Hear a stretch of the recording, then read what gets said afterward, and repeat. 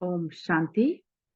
हम अभी इस वीडियो में भगवान शिव का छोटा नंदीगण दादी गुलजार जी का आगे कंटिन्यू करते हैं। दादी गुलजार जी के बोल वरदानी थे। ब्रह्मा कुमारी, मोहिनी बहन, न्यूयॉर्क। दादी गुलजार जी का आध्यात्मिक नाम हृदय मोहिनी था। जिस नाम में ही उनके गुण प्रत्यक्ष होते हैं कि वह हृदय को मोहने वाली हमारी दादी थी। उनके स्वरूप से परमात्मा का परिचय, परमात्मा की पहचान, परमात्मा से संबंध स्पष्ट दिखाई देते थे। यदि मुख से कहें कि मैं परमात्मा की संतान हूँ, परंतु परमात्मा के गुण व शक्तियां यदि स्वरूप में नहीं दिखते तो कौन मानेगा। दादी हृदय मोहिनी जी हमारे सामने प्रत्यक्ष प्रमाण थी। उनके संकल्प, वाणी और कर्म से बाबा की पहचान स्वतः मिलती थी। उतना सोचती थी जितना जरूरी है। दादी जी उतना सोचती थी जितना जरूरी है। कभी भी हमने उनके संकल्पों में व्यर्थ संकल्प नहीं देखे।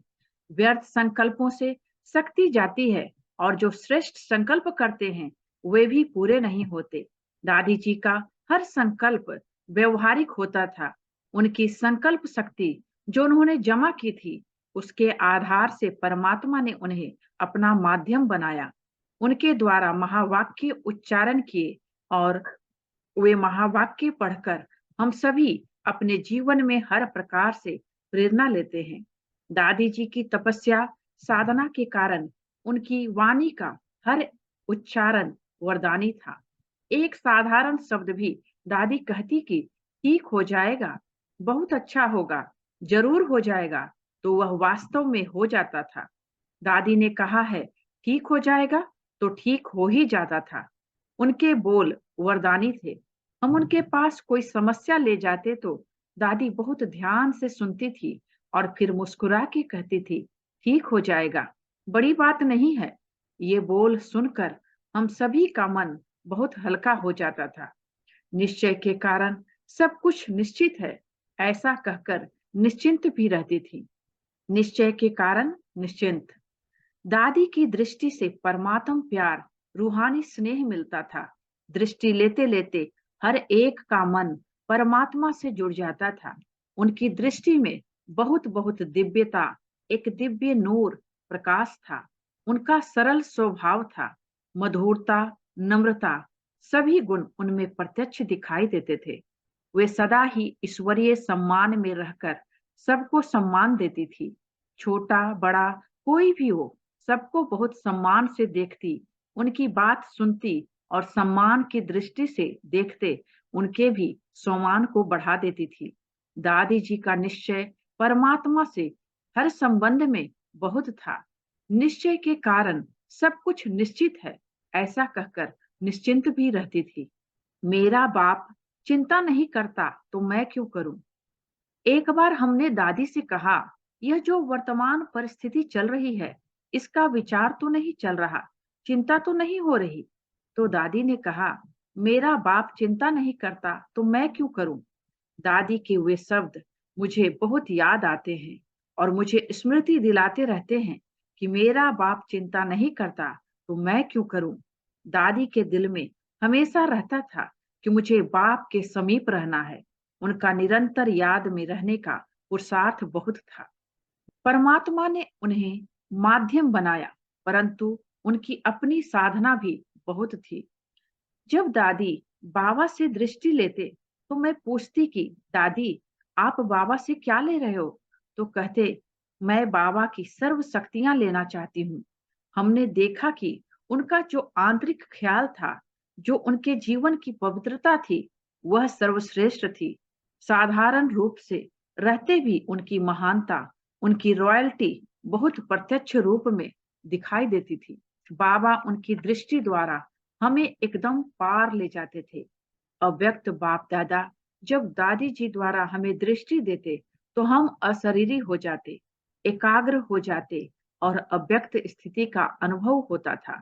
चाहे कोई सांसारिक व्यक्ति भी दादी के सामने आता था, उसे भी शांति, शक्ति का अनुभव होता था। परमात्मा ने तो उन्हें माध्यम बनाया, परंतु उनका अपना अभ्यास, साधना भी बहुत थी। उस साधना से उन्होंने अपनी सबसे बड़ी स्थिति, विदेही स्थिति, जिसमें देह का भान न रहे, अशरीरी स्थिति, जिसमें शरीर की कोई कर्मेंद्रिय खींचे नहीं, वह प्राप्त की, संपन्न संपूर्ण स्थिति प्राप्त की। इसलिए हम सबके जीवन में वह एक उदाहरण, एक आदर्श रही। बहुत बहुत प्यारी दादी जी में जिस तरीके से संपूर्ण समर्पण रहा, हाँ बाबा, जी बाबा, सदा कहा, हम सभी भी बाबा को हाजी करते हुए, बाबा को प्रत्यक्ष करने के लिए बाबा के सभी गुणों को, शक्तियों को अपने स्वरूप में और व्यवहार में जरूर लाएंगे। ऐसा हम सभी दृढ़ संकल्प करते हैं। सफलता हम सबका जन्मसिद्ध अधिकार है ही। हम सभी श्रद्धा प्रेम से दादी जी का हर प्रकार से आह्वान करते रहते हैं। वे हमें परमात्मा की ही याद दिलाती हैं। अनेकों से मिलते भी दादी हृदय मोहिनी, सदा न्यारी प्यारी रहती थी। ब्रह्मा कुमारी, संतोष बहन, मुंबई, सायन। जिस दिन साकार बाबा अव्यक्त हुए, उस दिन हम बच्चों को बड़ा शौक लगा, क्योंकि हम सभी ने तो यही समझ रखा था कि सतयुग आने तक बाबा हमारे साथ में रहेंगे और विश्व परिवर्तन भी हम बाबा के साथ साथ देखेंगे। जब अचानक यह संदेश मालूम पड़ा, तो थोड़ा आंखों के सामने अंधेरा सा छा गया। परंतु उसके बाद अव्यक्त बाप दादा ने 21 जनवरी को आकर गुलजार दादी के द्वारा मुरली चलाई और हर एक बात को स्पष्ट कर बताया। बाबा ने हमें यह भी अनुभव कराया कि किसी के बाप को अगर ऊंचाई की डिग्री मिलती है, उसकी इम्प्रूवमेंट होती है, तो बच्चों को खुशी होती है। तो बाबा साकार से अव्यक्त बने तो उनकी डिग्री ऊंची हो गई, तो बच्चों को इसकी खुशी होनी चाहिए। दादी बहुत कम बोलती थी, क्योंकि सोचती ही कम थी। बाबा ने गुलजार दादी का ही तन क्यों चुना? क्योंकि दादी जी की निसंकल्प अवस्था, पवित्र निर्मल वाणी और निमित भाव था।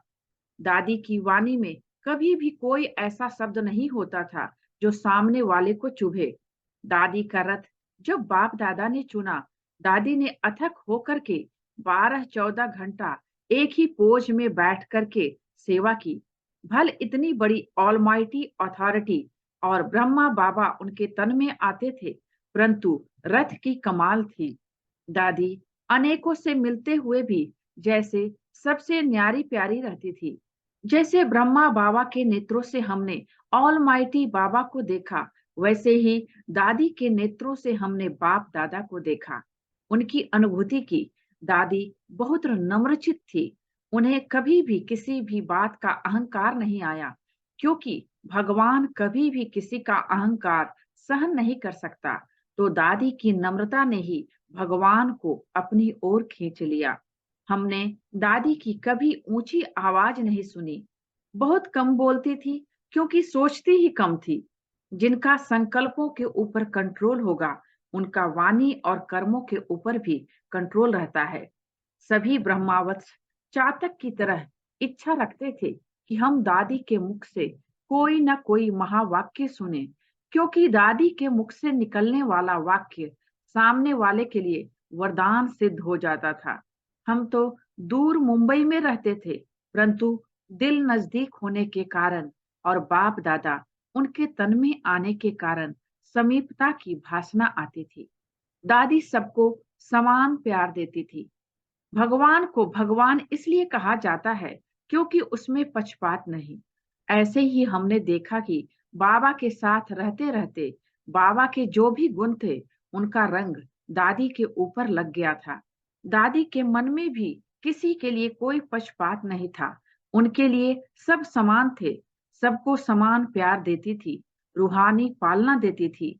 दादी को यही रहता था कि सबको साकार बाबा की पालना मिले, किसी को ऐसा न लगे कि बाबा चला गया है। हमारे मन में जो संकल्प था कि साकार बाबा चला गया, वह कमी दादी की पालना द्वारा पूरी हो गई। दादी का बहुत विशाल दिल था। कभी भी दादी किसी की बात वर्णन नहीं करती थी। जो भी बात होती उसे फुल स्टॉप लगा देती थी। इसलिए वह सदा निसंकल्प रहती थी। दादी का बहुत विशाल दिल था। दादी प्रति हमारी सच्ची श्रद्धांजलि तो यही है कि हम भी दादी के समान दादी के गुणों को अपने जीवन में धारण करते हुए अथक होकर के बाप दादा से बेमुख आत्माओं को सम्मुख लाएं और जो बाप दादा के बने हैं उनको बाप दादा की पालना देते हुए जल्द से जल्द संपूर्ण बनाएं, संपन्न बनाएं। बाप दादा और एडवांस पार्टी वाले हमसे यही चाहते हैं कि हम भी जल्द से जल्द तैयार हो जाएं तो इस पुरानी सृष्टि का भी परिवर्तन हो जाए। यही आदरणीय दादी जी को सच्चे सच्चे दिल से श्रद्धांजलि है कि हम जरूर दादी की आशाओं को पूर्ण करेंगे और अपने जीवन के द्वारा अनेक आत्माओं को लाभ देंगे। दादी हृदय मोहिनी ने सेवा केंद्र को शीतलता का कुंड बनाकर रखा। ब्रह्मा कुमारी, सुदेश बहन, जर्मनी। मुझे 1957-58 के अपने आध्यात्मिक जीवन के आदि काल की स्मृतियां इतनी स्पष्ट सामने आ रही हैं, जैसे कि वह आज का अभी अभी का ही नजारा हो। उस दिन मैं कॉलेज से करोल बाग सेवा केंद्र में पहली बार आई थी, तो पहली दफा गुलजार दादी जी को देखा, जो भोग लगाने के लिए संदली पर बैठे थे। दादी जी भोग लगाने वतन में गई, तुरंत वापस आई और कहा कि जो बाबा के नए बच्चे बैठे हैं, वे अपना जीवन ईश्वरीय सेवा में कब समर्पण करेंगे, लिख करके दो। औरों ने क्या लिखा वह तो मुझे पता नहीं, परंतु मैंने लिखा कि मैं अपना जीवन अगले वर्ष समर्पित करूंगी, क्योंकि उस समय मैं बीए फाइनल कर रही थी और संकल्प था कि यह वर्ष पूरा होने पर एक ट्रेनिंग की जाए। दादी बाबा के पास हम सबके पत्र लेकर गई। दीपावली का समय था। बाबा ने उन्हें दृश्य दिखाया कि बहुत से दीपक जग रहे हैं। जिन दीपकों में कम रोशनी है, तो बाबा उनमें रोशनी भर करके आगे रख रहे हैं। दादी जी ने बाबा का वह संदेश लाया, लास्ट सो फास्ट जाने का और अपने जीवन में ज्ञान घृत डाल करके ज्योत को प्रत्यक्ष करने का। वह संदेश मेरे रूहानी जीवन का बीज बन गया। दादी जी ट्रांस मैसेंजर नहीं, ट्रांसमीटर थी। ट्रांसमीटर का काम है जनरेटर की एनर्जी को ट्रांसमिट करना। जीवन का भोग लगा दादी जी द्वारा। दादी रजौरी गार्डन में भी भोग लगाने आते थे। मैं कॉलेज से आकर उनके एकदम सामने नीचे बैठती थी। गीत बजते थे, चल उड़ जा रे पंछी कि अब यह देश हुआ बेगाना, 6 मिनट का। दूसरा, धरती को आकाश पुकारे, आजा आजा प्रेम द्वारे, आना ही होगा, 9 मिनट का। उस वक्त इतना सुंदर अनुभव होता था, ऐसा लगता था कि जैसे दादी जी के नयन उड़न खटोला हैं और उनमें बैठ करके हम बाबा के पास जा रहे हैं।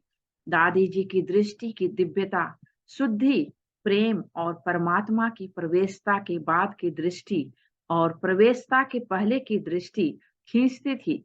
दादी जी को झटका लगता था, वह ध्यान में चली जाती थी। हमको झटका लगता था, हम वहीं रह जाते थे। हर बार हमें यही रहता था कि हमें भी जाना है।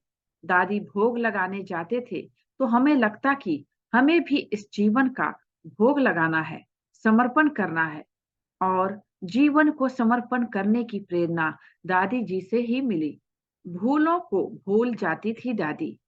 मेरा सौभाग्य रहा कि मैं समर्पित हुई तो मुझे दिल्ली कमला नगर सेवा केंद्र में दादी जी, जगदीश भाई जी के साथ रहने का मौका मिला। दादी जी का चेहरा, व्यवहार, चिंतन इतना शुद्ध था, जैसे कि स्वाभाविक रीति से स्वचिंतन में है। बाबा कहते हैं कि सेंटर का वातावरण शीतलता का कुंड बना दो, जो भी उसमें आए तो ऐसा प्रभाव लेकर आए। तो दादी के साथ रहते हुए भी हमें ऐसा ही अनुभव होता था। दादी जी की रूहानियत की सुगंध में ऐसा लगता था कि हम खुशबूदार बगीचे में हैं। हम नए नए थे तो जरूर कुछ भूलें भी होती थी, परंतु दादी ने कभी यह नहीं महसूस कराया कि क्यों हुआ ऐसा, यह क्या किया, क्यों, क्या दादी जी के शब्दों में कभी नहीं देखा। दादी जी की शुद्ध दृष्टि और हृदय में जो भोलेपन की भावना थी, जिससे वे स्वाभाविक रीति से भूल को भूल जाती थी और हमको भी भूल भुला देती थी, कभी हमें आत्मग्लानि महसूस नहीं कराई।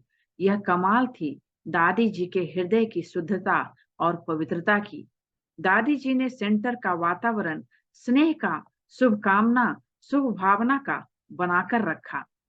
हृदय के शब्द हृदय को छूते थे। जगदीश भाई जी सेवा का उमंग उत्साह दिलाते थे और सेवा में हमें सदा बिजी रखते थे। इसलिए वहां एक एक सप्ताह का कार्यक्रम चलता रहता था। कभी पवित्रता का सप्ताह, कभी शांति का सप्ताह।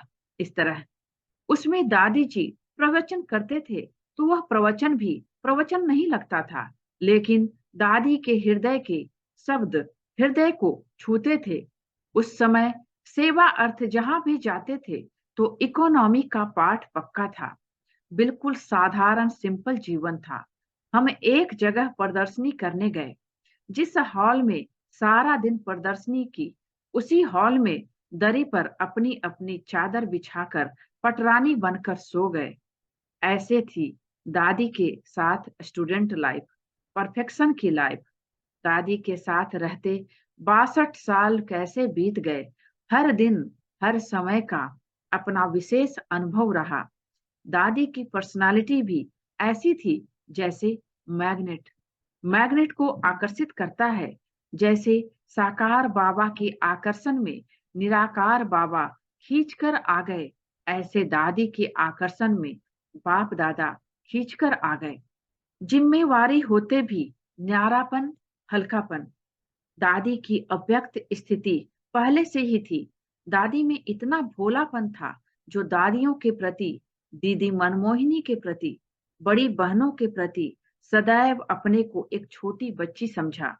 नम्रता, दिव्यता और सर्व गुणों की मूर्ति थी। चेहरे पर कोई चिंता कभी दिखाई नहीं दी।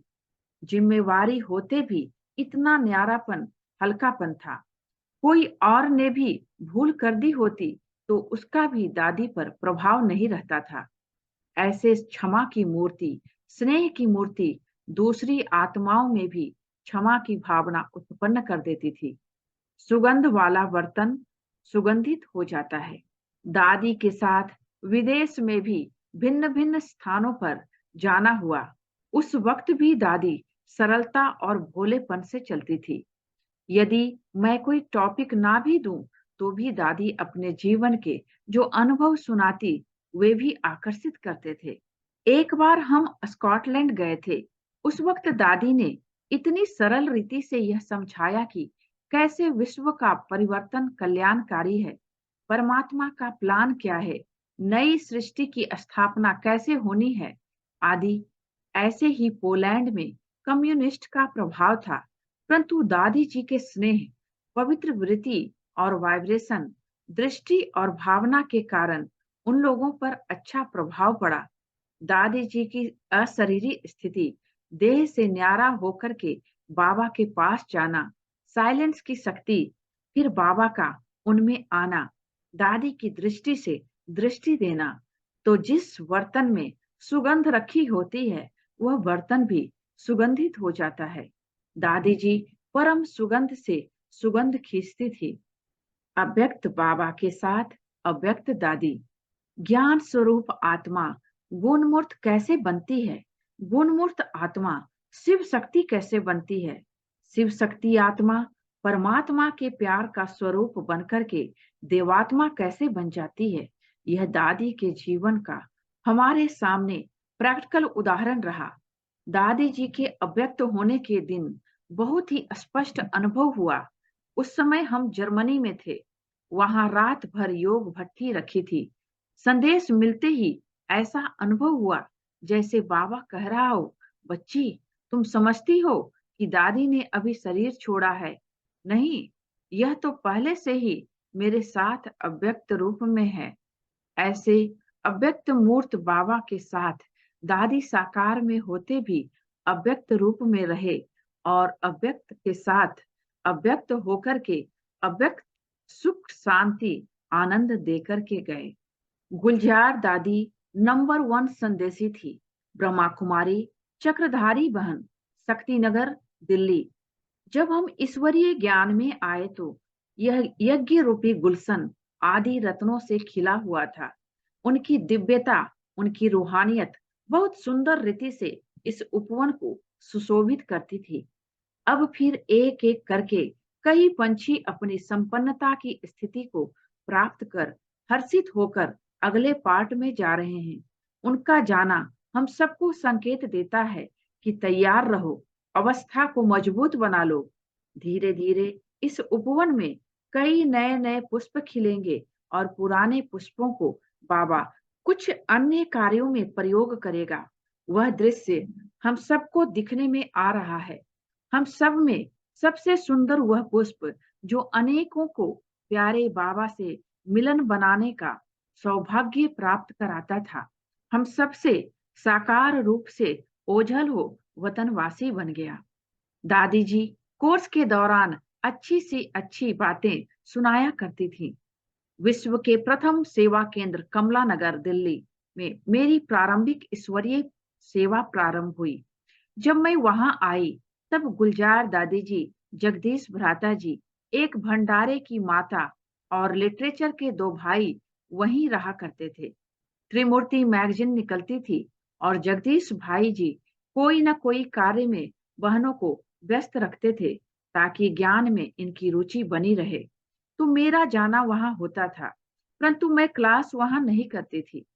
ज्ञान का कोर्स करने के लिए मुझे कमला नगर सेंटर पर जाने का सुझाव दिया गया था। उस समय सुदेश बहन, जो वर्तमान समय जर्मनी में है, गुलजार दादी के साथ रहती थी। अभी 2-3 दिन ही कोर्स के हुए होंगे कि हमारी आदरणीय मम्मा दिल्ली में आई और उनसे मिलन हुआ। मम्मा ने मुझे चक्रधारी कहकर प्रथम बार बुलाया। नाम बदलते ही मेरा दिव्य जन्म सेवाओं का शुरू हुआ। गुलजार दादी जी कोर्स के दौरान रोज पूछती थी कि आज क्या सुना, और कुछ न कुछ अच्छी सी अच्छी बातें सुनाया करती थी। दादी ने पूछा, क्या आप मेरे साथ रहेंगी? एक बार गुलजार दादी बड़े प्यार से अपनी बाहें मेरे गले में डालकर हॉल से होते हुए बालकनी क्रॉस करके अपने कमरे में लेकर गई और कहा कि मैं अकेली हूँ। उनके पास सुदेश बहन के बाद एक राज बहन थी, वह दूसरे सेवा केंद्र पर चली गई थी। तो क्या आप मेरे साथ रहेंगी? मैंने इसे सुअवसर समझा, घर के बंधन को नहीं देखा। मैंने कहा, मैं अवश्य रहूंगी। उन्होंने पूछा, कब आ जाओगी? मैंने कहा, कल ही आ जाऊंगी। दूसरे दिन ही मैंने बैग तैयार किया और दोपहर लगभग 2:30 बजे मैं दादी के कमरे में पहुंच गई। दादी विश्राम कर रहे थे। मैंने पूछा, मुझे क्या करना है? दादी ने कहा, मेरी चारपाई के नीचे एक चटाई है, वह निकालो और आप भी विश्राम कर लो। मुझे वह चटाई भी ऐसी लगी कि कितना सुंदर गलीचा मिला है जिस पर मैं सोने जा रही हूँ। यही सर्वश्रेष्ठ जीवन है। मैं थोड़े से कपड़े लेकर गई थी। वहां एक दीवार पर सीमेंटेड 4 खाने बने हुए थे। दादी ने कहा, एक खाने में मेरे कपड़े हैं, एक में जगदीश भ्राता जी के कपड़े हैं, एक में आप अपने कपड़े रख लो, एक में भंडारे वाले की कपड़े हैं। यही हमारी अलमारी थी। उसके आगे कोई दरवाजा या पर्दा नहीं था। ऐसे ही उसमें कपड़े रखे हुए थे। उसी दिन दादी ने कहा कि अगर आपको जमीन पर नींद ना आए तो खटिया मैं आपको दे सकती हूँ। मैंने कहा, नहीं दादी, मैं जमीन पर सो सकती हूँ। दादी ने कहा कि जैसे बाकी सब कपड़ों में पानी लगाते हैं और तह करके अच्छी तरह मेरी खटिया की दरी के ऊपर रख देते हैं, उसके ऊपर चादर बिछ जाती है और फिर मैं रात को सोती हूँ तो सब कपड़े प्रेस हो जाते हैं और प्रातः वही कपड़े सबको पहनने होते हैं। इसलिए आप भी अपने कपड़े ठीक से तह करके इसके नीचे रख देना। मुझे कभी संकल्प मात्र में भी लौकिक जीवन की इस अलौकिक जीवन से तुलना नहीं आई। ऐसा लगता था कि यही सर्वश्रेष्ठ जीवन है। इससे बढ़कर जीवन क्या हो सकता है? यह भावना हम में इसलिए जगी क्योंकि हमारे बड़ों के जीवन में जो त्याग था, जो तप था, उसने हमारे जीवन को प्रेरित किया था। उस समय दादी जी ने यही मुझे कहा, आप जो भी कर सकते हो, वह आप कर लो। मुझे नहीं पता था, घर में कभी नहीं सीखा था कि क्या करना है, क्या नहीं करना है। लेकिन दादी ने कभी मुझे शब्दों से नहीं कहा कि यह करना है या नहीं करना है। केवल मात्र उन्हें कर्म करते हुए देखा और फॉलो करना शुरू कर दिया कि छोड़ दीजिए, यह काम मैं कर लूंगी। कभी उन्होंने शब्दों से नहीं, मुझे सिखाया, लेकिन कर्म करके सिखाया। ऐसी महान विभूतियां जिन्होंने जो कुछ बाबा से सीखा, अपने जीवन में संजोया, और जो भी छोटी बहनें उनके संबंध संपर्क में आईं, उनको बहुत कुछ सिखा दिया। ऑलमाइटी बाबा गुलजार दादी के द्वारा बहुत सुंदर रोल अदा करते थे। आज कई पूछते हैं कि पहले बाबा के होते दीपावली या इस तरह के पर्व कैसे मनाए जाते थे। पहले की दिवाली एक अलौकिक दिवाली होती थी। प्रातः 9 बजे तक सब घर से फारिग होकर सेवा केंद्र पर आ जाते थे कि आज दिवाली का दिन है। और गुलजार दादी नंबर 1 संदेशी थी। साकार तन में श्री लक्ष्मी और श्री नारायण का आना, चलना, उनका उठना बैठना, खाना पीना, ये सब दृश्य ऑलमाइटी बाबा अपने रथ गुलजार दादी के द्वारा हम लोगों को दिखाते थे। और हमने उस समय यह अनुभव किया कि सचमुच त्योहार मनाना किसको कहते हैं। सारी रात बीत जाती थी, पता ही नहीं चलता था कि सवेरा कब हो गया। इस प्रकार एक दिव्य अलौकिक बहुत सुंदर ईश्वरीय पालना प्यारे पिता ने इस साकार रथ द्वारा हम सबको दी। जन्माष्टमी के दिन भी बहुत सुंदर दृश्य होता था। छठी भी मनाई जाती थी। जो छोटे छोटे सेंटर खुलते थे तो सभी को पता रहता था कि कमला नगर सेंटर पर छठी मनाई जाएगी और छठी के दिन किशोर आएगा और कैसे सबसे ओके खेलेगा। स्वयं ऑलमाइटी बाबा गुलजार दादी के द्वारा बहुत सुंदर रोल अदा करते थे। नई दुनिया कैसी होगी, वहां के राजकुमार राजकुमारी कैसे बोलते होंगे, वहां का आपसी प्यार और व्यवहार किस तरह का होगा, ये सब दृश्य बाबा ने दिखाए। गुलजार दादी बहुत सिंपल थे, शांत रहने वाले थे। दादी ने कभी किसी के मुंह में गिट्टी नहीं खिलाई, ना किसी को फाकी पहनी। गुलजार दादी गंभीर आत्मा थी। उन्होंने जो ज्ञान की पालना दी, जो ज्ञान की गहराई सबको सुनाई, उससे सब लोग बहुत आकर्षित होते थे। दादी जी को हमने कभी एक सेकंड के लिए भी खाली बैठे हुए नहीं देखा। जैसे बाबा कहते हैं कि चतियां लगाओ लेकिन फटा कपड़ा नहीं पहनो, दादी गुलजार को फटा हुआ साड़ी सिलाई करते भी देखा और उनसे ऐसा करना सीखा भी। उस समय कॉमर्स मिनिस्टर मिस्टर थॉमस थे। उन्होंने फोन किया कि मुझे आपके कमला नगर सेंटर पर आना है। हमने सोचा फ्रॉड होगा। ऐसा मिनिस्टर जिससे हम अपॉइंटमेंट लेने जाते हैं और देते नहीं, और ये फोन करके एड्रेस मांग रहे हैं। हमने एड्रेस बता तो दिया, परंतु मन में शक रखा। वे उसी शाम तीसरी मंजिल पर सेंटर पर पहुंच गए और मैंने देखा वे गुलजार दादी जी के बार बार दर्शन कर रहे थे। ऐसा ही लग रहा था कि जैसे भक्ति में कहा जाता है कि यदि आपको कोई साक्षात्कार हो जाए तो उसका वर्णन नहीं करना, अन्यथा पुनः वह साक्षात्कार नहीं होगा। ऐसा प्रतीत होता था कि उनको दादी जी से अवश्य कोई साक्षात्कार जैसी प्रेरणा मिली, जो वह आत्मा स्वयं ही बिना अपॉइंटमेंट के प्यारे बाबा के घर में आई और बाबा के बच्चों से आकर के मिली। ओम शांति। इस वीडियो में बस इतना ही। इसके आगे हम अगले वीडियो में सुनेंगे। थैंक यू बाबा का और थैंक यू आप सबका। ओम शांति।